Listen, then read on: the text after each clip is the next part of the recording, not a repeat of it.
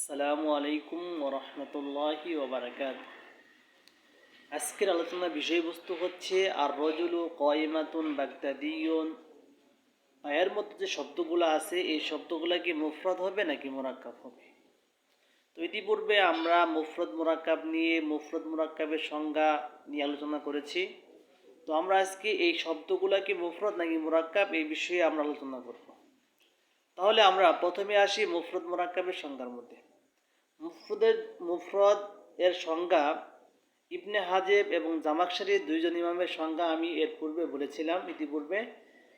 তো ইমাম জামাকশারি রহমতুল্লাহি আলাই মুফরদের যে সংজ্ঞাটা দিয়েছেন সেটা হচ্ছে একক অর্থবোধক একক লফজকে মুফরদ বলে। অর্থাৎ ইমাম জামাকশারির নিকট মুফরদ হইতে গেলে ওই শব্দটা লফজও এক হওয়া লাগবে, মানাও এক হওয়া লাগবে।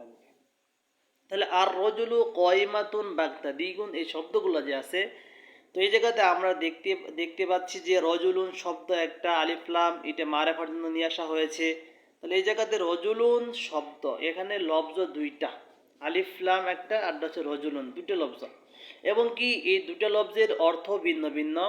রজুলুন শব্দের অর্থ হচ্ছে একজন পুরুষ, মানে পুরুষ, আর আলিফ লাম দ্বারা হচ্ছে নির্দিষ্ট। তাহলে অর্থ দুইটা, লফজ দুইটা।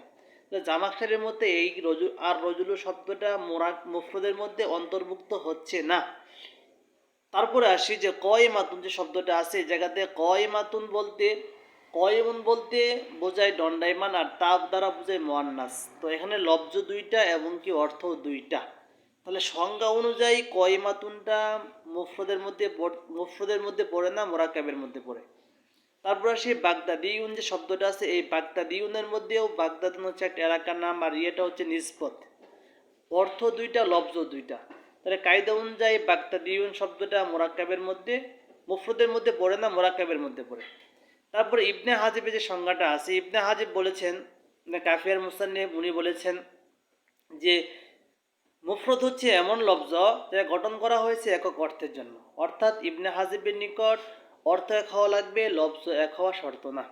তো যদি আমরা এইদিকেও এই সংজ্ঞা নিয়েও প্রয়োগ করি এই শব্দগুলোর মধ্যে যে আর রজুল, এই জায়গাতে যে লফজ একাধিক হয়েছে কিন্তু অর্থ এক হয়েছে কিনা যদি আমরা দেখি, তাহলে এই জায়গাতে আমরা লফজ একাধিক পাই কিন্তু মানা যে আছে মানাও একাধিক পাই আমরা।